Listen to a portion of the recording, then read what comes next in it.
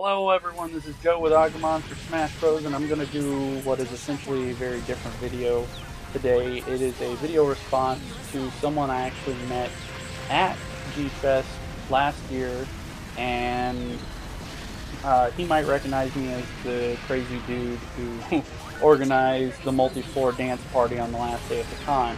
He made a video recently defending the Godzilla game from all the reviewers out there who are essentially tearing it apart, and I'm very glad he did that. I think it's great that the Godzilla fan community is kind of standing up against all these negative reviews and trying to explain what or where they're coming from on it. But I agreed pretty much with everything he said. I thought it was a great video, but I want to kind of like put my own 2 cents in it, mainly because I feel like this subject, even though it might not seem like it is relevant to the Digimon fan community, it is, because what I'm talking about is Japanese gaming as a whole, and why it's niche, and why it needs to be treated like it's niche, and why niche gaming is very important. And it's kind of sad that it took a nosedive. But I'm just going to jump right in. First of all, I'm going to uh, instead of explain why gaming journalism is essentially a joke now, I'm just going to link to a video that Gaming Wildlife did that basically explains how it all works. I'm not going to go and explain why it's corrupt or any of that stuff. As someone who actually used to make a living from reviewing toys and video games and DVDs and albums and stuff like that, I know how the review market works. It's not really a magical thing. It can be kind of nasty sometimes. But anyway, I'm just going to get right to it. And the point I'm going to make is that, guess what? Not every game is meant to be for every person. We live in a day and age where gaming is or developing a game is so expensive, and gaming got so big so fast that it grew too big for its britches, and now it's kind of at a state where barely anyone can afford to make a game anymore. So if they do make a game, they don't want to take any risks. So the niche market's kind of, it's kind of been floating around limbo for a while, and the few niche games out there, or just crazy weird indie games that do pop up, get a lot of attention because it is just so rare. And we need to realize as gamers that not every game in the world needs to be something that appeals to us. And there's lots of different TV shows and lots of different movies and lots of different books and lots of different music types out there, and sports and things for everyone to enjoy. And we could all probably get along a lot better if we'd learn that just because we think something sucks doesn't mean it actually sucks. And that's just really a really simple, easy way to avoid a lot of negative feelings towards someone else when they have a different opinion than you. So where I'm going with this is that, guess what? Japanese games are niche. And they've probably always been niche, especially third-party Japanese games, and especially third-party licensed Japanese games. We're living in a day and age where licensed games are becoming rarer and rarer.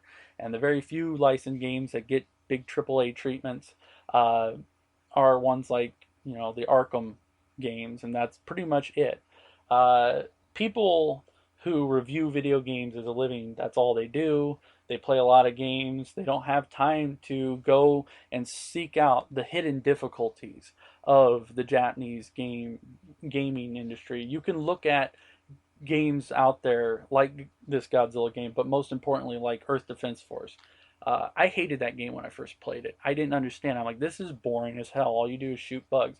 But as I played through the game, and as I progressed more and more, and I got into the more difficult levels on the higher difficulty settings, I realized that this game requires a crap load of thought, a crap load of strategy. It's not just shooting and shit. You have to think about every little thing you do in that game to beat it on the highest difficulty, and it's so rewarding when you do.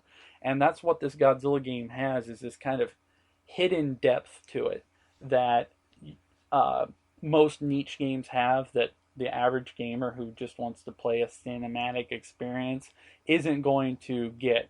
And why this Godzilla game is so important to me, and why it is very important to the Godzilla fan community, and at least should be, is that one thing it does get right is appealing to that niche in the fact that it captures the aesthetic of Godzilla perfectly. The Pipework games could only dream of coming this close to what Godzilla is. They kind of went out of their way to try and make sense of it in a very Western, uh, like they were looking through goggles with stars and stripes on them. They couldn't get it. They couldn't understand. And what this game is tokusatsu. This game is like a video game tokusatsu, and it's so great. It has all the things like embers and the way the buildings flash before they explode, the way certain monsters' tails look like they're being suspended by fishing line.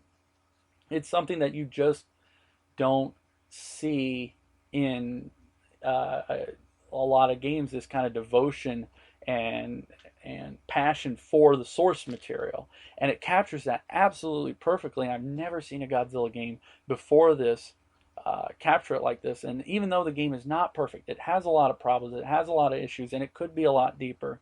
It's still good for what it is, and I think it's a great start. And I think that anyone who's walking into it expecting just, another easy easy and super accessible game that you kind of can just pull off any GameStop or Walmart or any or any kind of superstore's shelves and take it home and everyone in the family will be able to play it. That's not going to happen. It's not going to happen. Just the way they have you move in this game with the shoulder buttons as opposed to using the right stick to move around. That's just for moving the camera, so you have these nice cinematic angles. Just shows a certain level of loyalty to what Godzilla is. And like I said, it's not a perfect game. It's not the greatest game I ever played, but I think it's one hell of a start.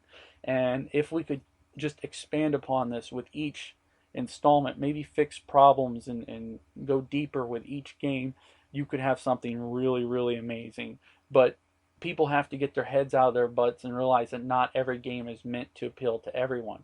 If all games were the same, games would be boring as heck. And there for a while, it felt like every other game that come out was the same.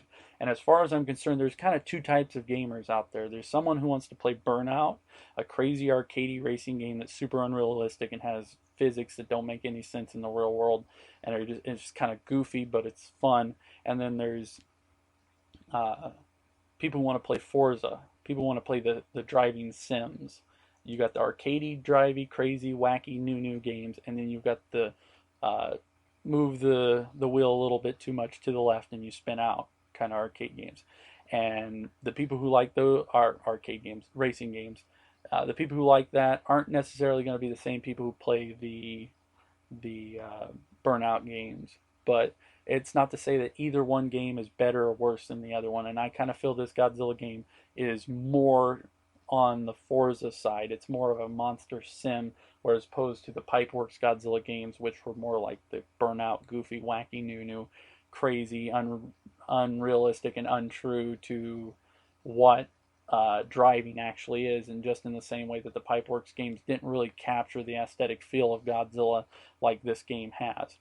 But that's another subject entirely. But why this matters to not just Godzilla fans, but to Japanese gaming fans in general, is because there is this really just kind of negative flack that's just flying around at the Japanese gaming market, that they don't get it.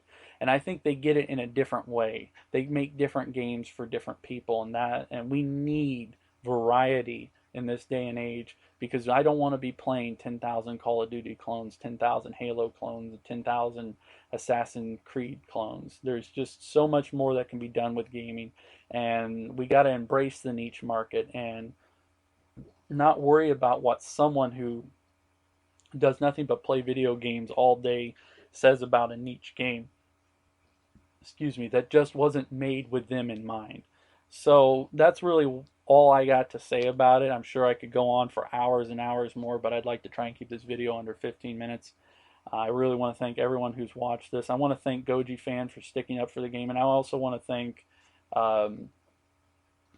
everyone else out there who continues to stand by these niche markets. And this goes for Digimon games as well. I mean, put Digimon World game in the hands of a Pokemon purist, they're not going to quite get the whole raising and taking care. Just read any kind of comment from someone who doesn't understand, why does my Digimon die? It's part of the challenge. If we start worrying about things like making games super accessible, it's basically like saying, why is this game so challenging? Why can't things just be like this?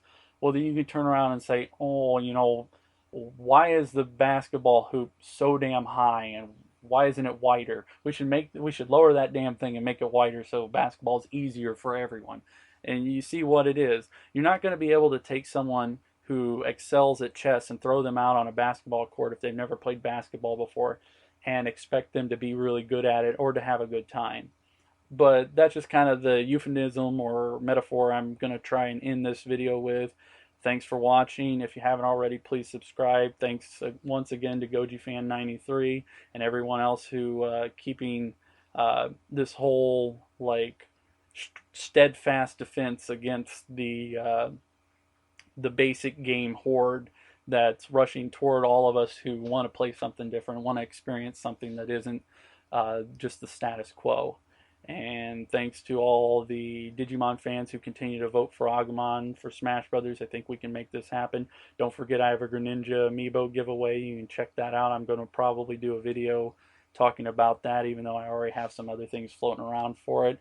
And if you guys do like my Godzilla gaming videos, please let me know, because I enjoy making those. They're a lot of fun to do, and it's a lot easier to record from my PlayStation 4 than it is from my PC. That's why I haven't done very many PC game-oriented videos at all, because my computer is essentially a potato. So yeah, thanks guys, and I'll see you in the next one. And keep at it, and maybe someday we'll be playing Agumon and Smash Brothers together.